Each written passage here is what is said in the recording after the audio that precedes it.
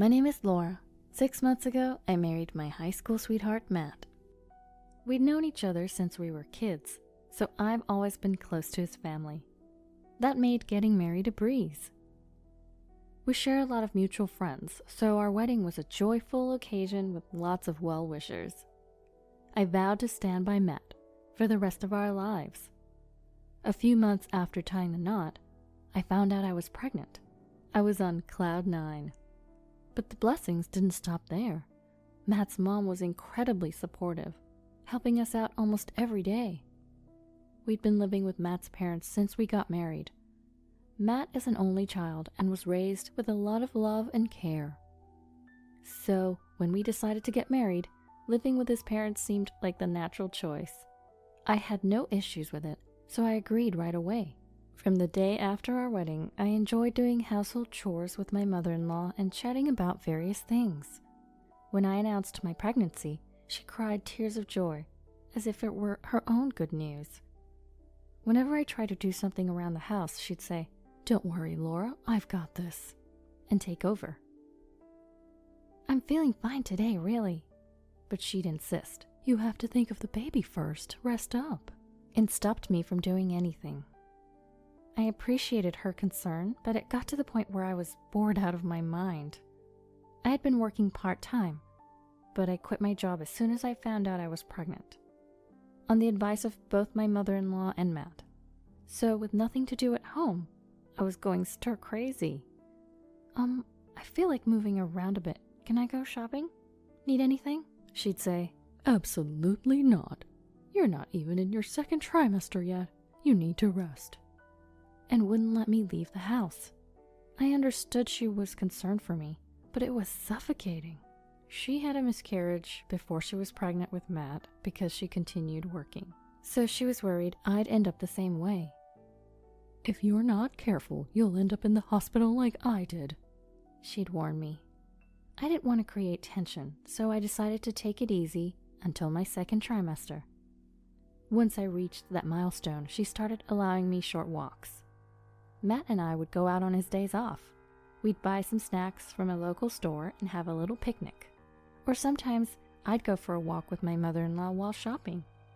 She even started cooking with me again.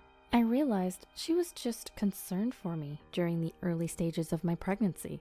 Then, at 38 weeks, my water broke while I was climbing the stairs at home. Matt and my father-in-law were at work, so my mother-in-law drove me to the hospital. Matt had already coordinated everything with the hospital, so by the time Brian was born, he was right there with us. First, Matt held Brian in his arms. "Oh, he's so adorable," Matt said, his eyes welling up with tears as he lovingly looked at Brian. Seeing him like that made me tear up too. "Thank you, Laura. I'm so happy right now," Matt said, smiling at me, and I couldn't help but cry. "May I come in?"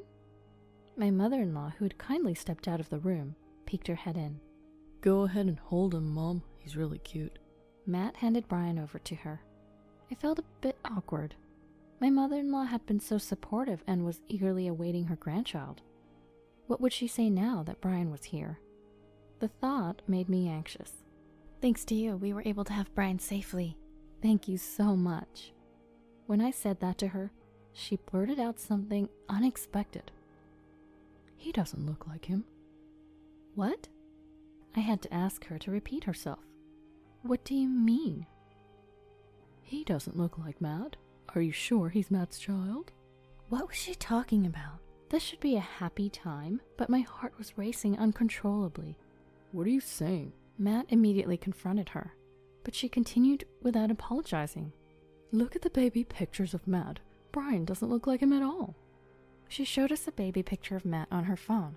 "Well, they don't have to look exactly alike." Before I could finish, she stormed out of the room, saying, "I can't deal with a child whose parentage is in question." "Hey, Mom." Matt followed her out, leaving me alone. I looked at Brian's face and started to cry. He looked so much like Matt, especially around the eyes and ears. Matt never returned to the room, only texting me, saying he was going home with his mom. I couldn't believe his behavior, but I was too exhausted to confront him. A few days later, on the day of my discharge, Matt came to pick me up, but seemed down. "What's wrong? We get to live together starting today," I said, but he didn't look happy. "Mom's still upset. Try not to provoke her." I just gave birth and am mentally and physically exhausted. Why do I have to be considerate of her on the day I'm discharged? I didn't say anything to Matt, and the ride home was silent. The tension didn't ease up even after we got home. In fact, as soon as I got home, my mother-in-law said to me, "Oh, you're back?" I was treated with such sarcasm. My father-in-law avoided eye contact, and my mother-in-law made snide remarks. "I've told you many times this child is Matt's. His name is Brian. Won't you please love him?" But she ignored me completely. "Say something, Matt," I cried to Matt, but he coldly said, "Well, it's true. He doesn't look like me." At that moment, my tears stopped. Matt, who should have been on my side, had abandoned me. Looking back, Matt should have stood up to his mother that day. But in the end, he sided with her. I felt empty and gave up on the idea of my mother-in-law ever loving Brian. Matt wasn't helping with childcare either, and my stress kept piling up. "Can you feed him formula while I take a shower?" When I asked, Matt said, "I've been working all day. Why should I lose sleep over a child who might not even be mine?" I can't believe this. Never mind. I fed Brian the formula myself and took a quick shower as soon as he fell asleep. That was my life. If it had only been my mother-in-law, I would have gotten a DNA test to prove her wrong. But even Matt didn't believe Brian was his. That hurt more than anything. My parents had moved to the countryside, so I couldn't rely on them. My parents, who originally wanted to live in a place rich in nature, moved away soon after I got married, so I couldn't rely on them right away. They had been so happy about my marriage and trusted Matt. They loved Matt as if he was their own child. That's why I couldn't tell them what was happening. After months of this, my mother-in-law, who had been ignoring me, finally spoke. "Laura, can you bring the baby to the living room?" "All right." My mother-in-law had been ignoring me and not paying any attention to Brian. I thought she was going to apologize. However, my expectations were quickly dashed. When I got to the living room, both she and Matt were sitting there. "Could you please leave with that child?" "What?" I was stunned and couldn't find the words. She looked at Brian and said, "He still doesn't look like him. I've had enough." Matt said nothing. At that point, I didn't care anymore. "Fine, if that's how you feel. I'll pack my things and leave," I said, signing the divorce papers and started packing. Matt said nothing and continued chatting with his mother. "Make sure you pay child support." "How can we, when we're not even sure he's Matt's?" my mother-in-law retorted. I was so angry, I left without another word and went to my parents' house. I explained everything, and although they were initially confused, they welcomed me. I decided to stay with them until I found a job and saved some money. I, of course, had requested child support for my ex-husband through a lawyer, but the money was never transferred. I myself didn't want to have anything to do with my ex or his parents anymore, so I never pressed the issue of the unpaid child support. Years passed. Brian was about 6 years old. I got a call from a local friend who also knew Matt, informing me that Matt had died in a car accident. Of course, I heard about it right after it happened, but I didn't want to get involved, and Brian was going through a busy, active phase, so we didn't attend the funeral. Months later, I happened to be meeting up with local friends and returned to my hometown for the first time in years. Before going to my friend's house, I decided to buy a gift, so Brian and I went to a department store we used to visit as a family. "Laura?" I turned around to see my mother-in-law, whom I hadn't seen in years. As I stood there stunned, she quickly approached us and said, "You're Brian, right?" and started talking to Brian. "Brian, I'm your grandma. You really look just like Matt." My mother-in-law said that. I couldn't stand hearing her say that. "Enough is enough. Because of you, we—" As I said this, she interrupted. "Don't be so angry. I've wanted to see you for so long." Feeling like I was about to yell, I said, "Excuse us," and pulled Brian away, leaving the scene. "Was that Grandma?" Brian asked. I had kept it a secret until now, but Brian, now in elementary school, was genuinely curious and kept asking. "Isn't Grandma supposed to be your mom? Who was that lady?" I couldn't hide it any longer, so I explained it to Brian in simple terms when we got home. Brian said, "Mama, you've been through a lot, huh?" and patted my head. Tears flowed at his kindness. I felt grateful from the bottom of my heart for having him. Months later, my mother-in-law showed up at the apartment where Brian and I were living.